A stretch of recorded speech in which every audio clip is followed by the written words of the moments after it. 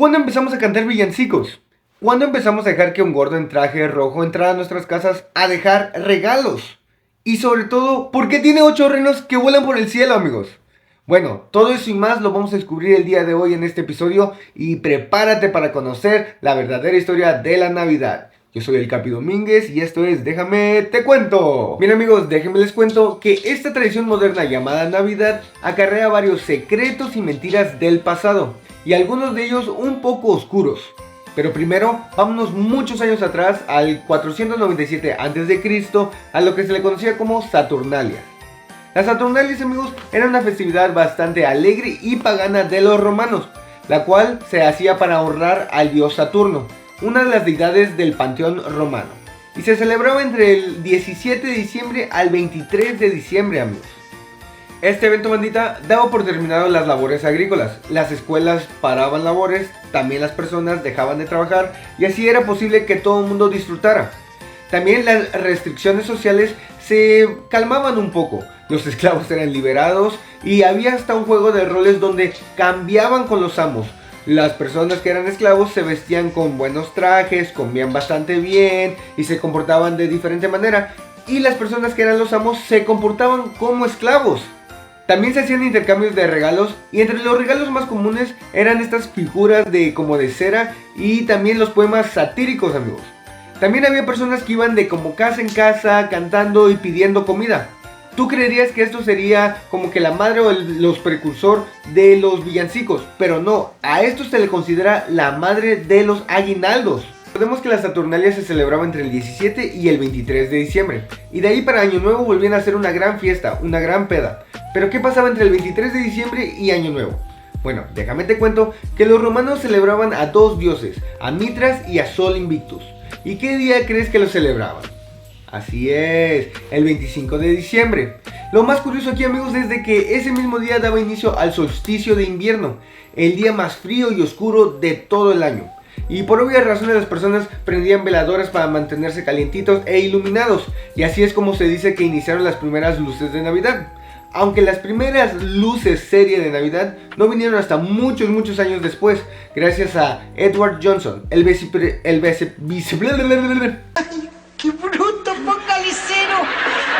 vicepresidente de la compañía Edison. Y unos años después, General Electric creó la primera serie realmente de Navidad con 24 bombillos a un costo de $12, que sería unos $280 a dólares actuales. Para muchos de ustedes, y especialmente si son creyentes de Cristo, la Navidad no solo se trata de regalos, borrachera y vacaciones, sino también de celebrar la llegada de nuestro Señor Jesucristo.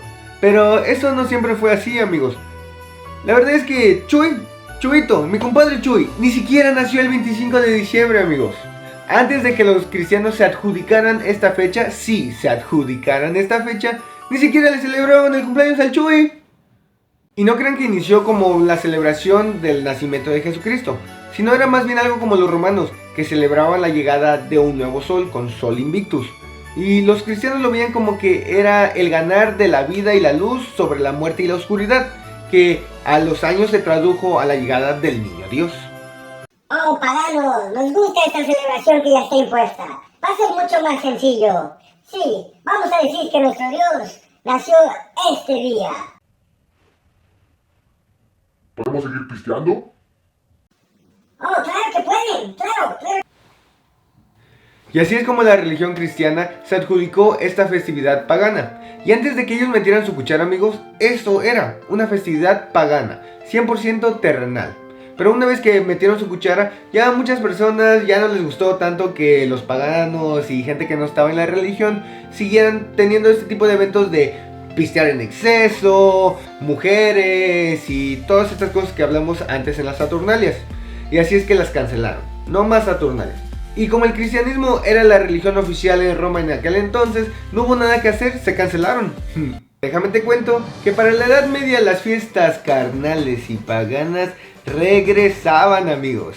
Y sí, tal vez no como en las Saturnalias, como en la antigua Roma, ni nada de eso, porque nadie superaba a Nerón, ni el mismísimo P. Diddy, amigos.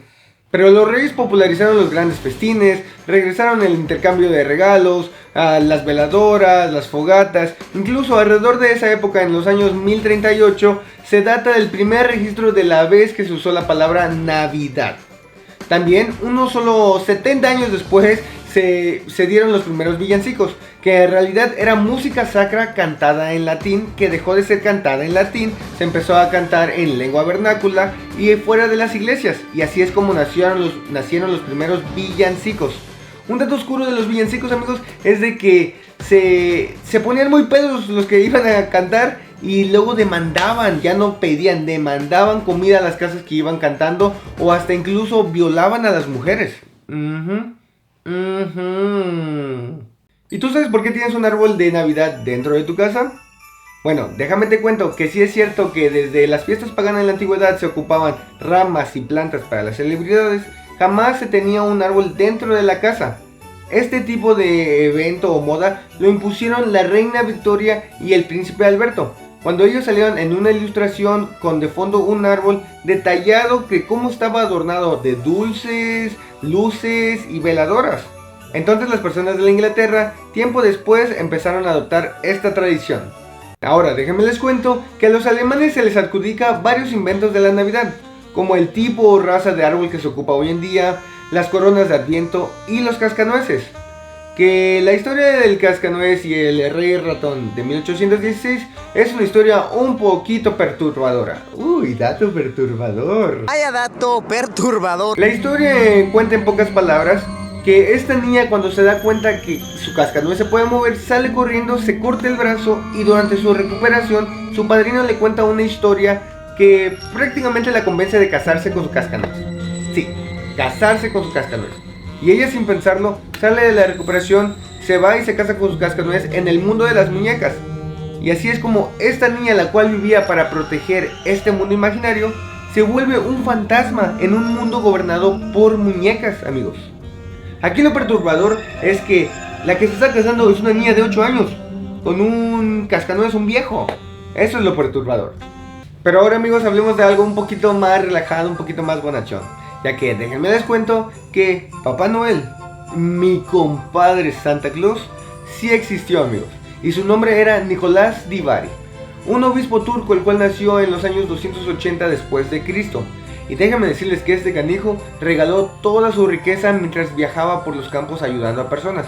Incluso unos marineros, ellos relatan y aseguran que el Nicolás di Bari, el San Nico, les ayudó a salir de una tormenta. Y por esto y muchas cosas más era considerado un santo. Ahora, mi compadre Nico di Bari no era panzón, y mucho menos se vestía de rojo, y mucho menos viajaba por los cielos en un trineo jalado por renos. Entonces, ¿de dónde salió eso? Todos conocemos la teoría de que Coca-Cola creó a este personaje regordete y bonachón como estrategia de marketing. Pero esto está un poco alejado de la realidad, amigos, aunque no del todo. Ya que sí es cierto de que Coca-Cola popularizó en los años 30 el personaje y también introdujo por primera vez la idea de que él traía los regalos a los más pequeños. Pero el dibujante Thomas Nast ya traía corriendo a este panzón en su traje rojo desde muchos años atrás, amigos.